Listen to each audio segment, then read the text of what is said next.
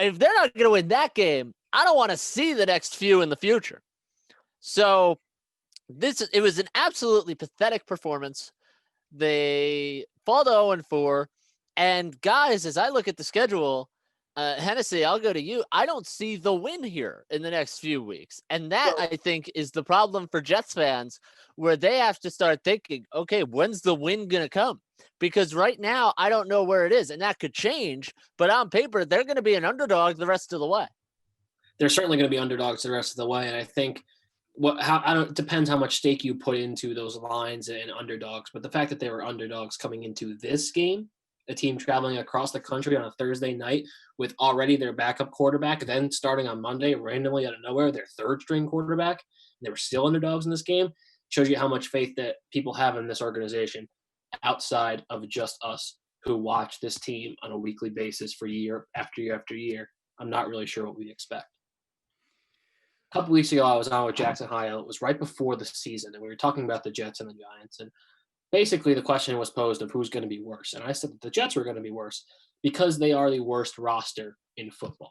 And I claimed that they would go into the bye 1-9. Would you like to know, when I did the Mike Francesa win-loss, which game I had them winning? That's correct. The game against the Denver Broncos. So now I believe that they will go into the bye 0-10. Back to the worst roster in the league. They have what is pretty clearly right now the worst collection of 52 football players on planet Earth. I'm not totally sure that you can argue with me on that one. Their quarterback might be something. Their left tackle is pretty good.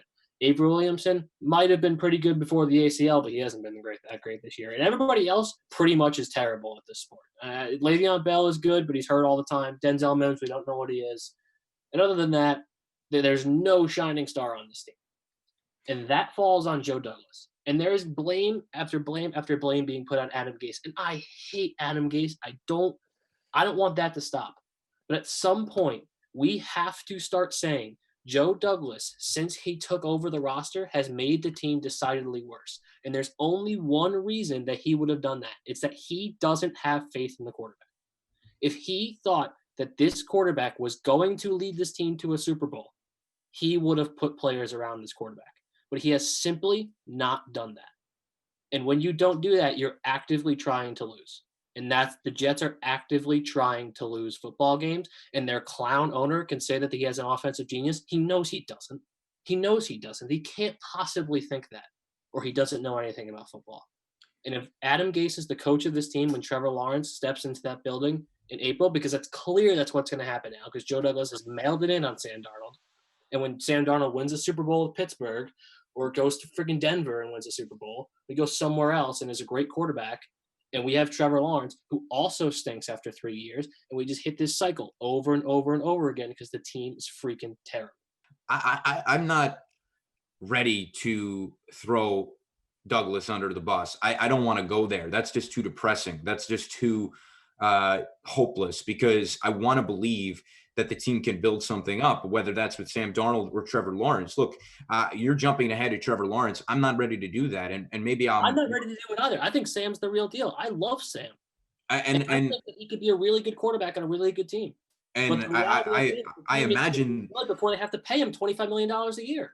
I imagine the day when Sam Darnold is playing in another uniform and throwing the football well and managing the system well, and us Jet fans are going to be watching and saying, that was our guy. That was the guy we drafted 3rd overall. And they just botched it in every way. I mean, there really aren't any words for the disgrace that is the New York Jet football team. And you want to share that burden, and I get that. You want to put that on Joe Douglas, the general manager who inherited the mess. I am putting that on Adam Gase, who built the mess, who came in, had a young, promising quarterback in Sam Darnold, and could have got it together. I don't want to hear about the personnel. I know the personnel is not good, but this is a coaching problem. This is a team that is uninspired. I've never seen a team not care, ever in professional sports. I've watched a lot of bad teams. I've watched a lot of bad Met teams, for instance, managed by Terry Collins. They did not have the personnel. They were just bad, plain and simple. But he got the troops ready to go. I don't believe that it was anything beyond the fact that the players were bad. That's why they were bad. It wasn't a culture. This is a culture, and it's a bad culture. I'm looking at these personal fouls, and I'm looking at with 3 seconds left in the game, and the Jets are knocking the quarterback down after he's got the ball out of his hands. That's embarrassing. That's just embarrassing. It's not a professional operation. It lacks all of the things that a professional football team should have, whether that's the worst team or not. And I'll conclude this way, which is to say that after 4 games, I have never been so discouraged about an NFL team, about a team of mine. I've never been so disinterested in what they do. And that's just not fair, that when I'm watching the Jets, I'm not hanging on every snap, because football, you only get 16 of these games, and it's every Sunday, and there's supposed to be a ton of energy. You sit on the couch, maybe you got a slice of pizza, maybe you got some wings in front of you, maybe you have a drink in front of you, and you're watching the game, and there is just, it's chills. There's nothing like it when your team is on. But this Jet team has robbed us of that.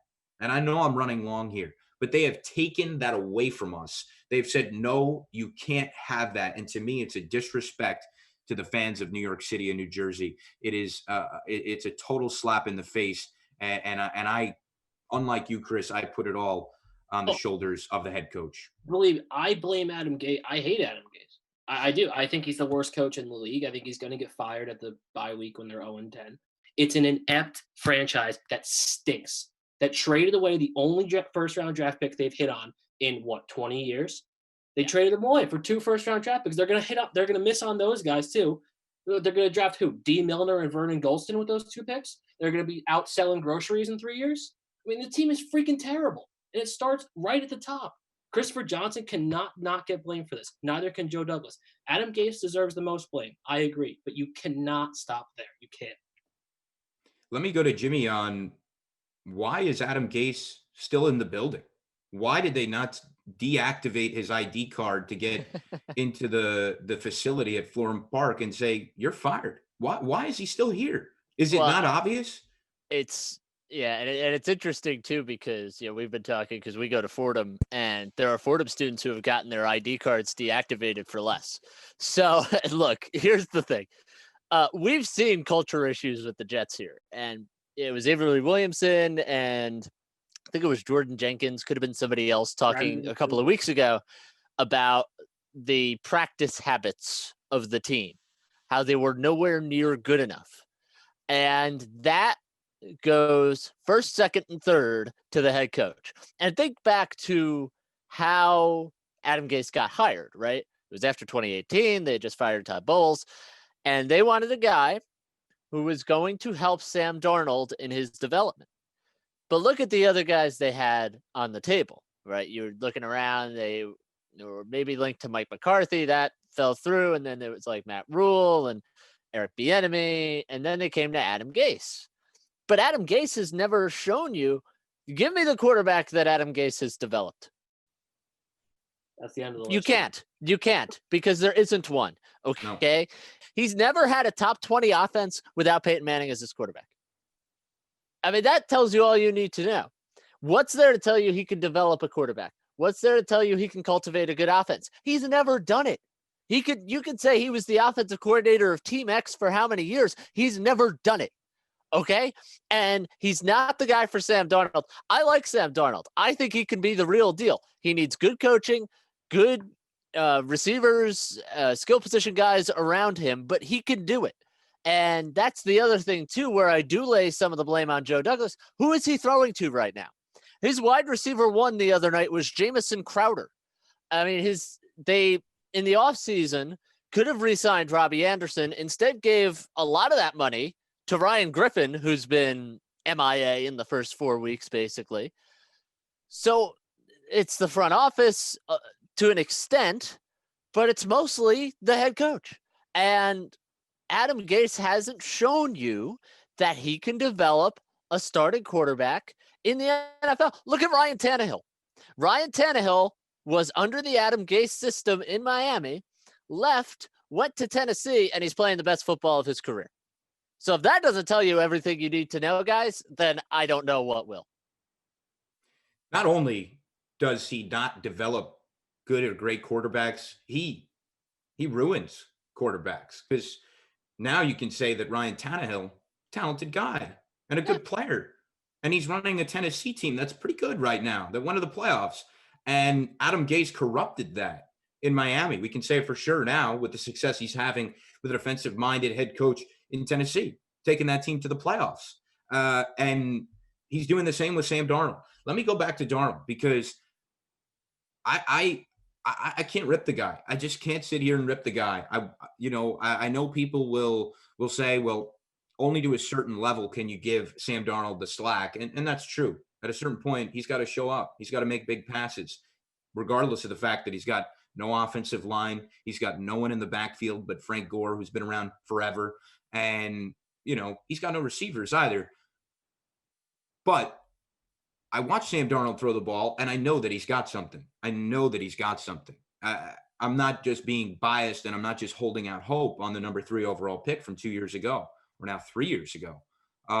He's not a Mark Sanchez or a Geno Smith. He's not a dud like that. He's not a bust like that.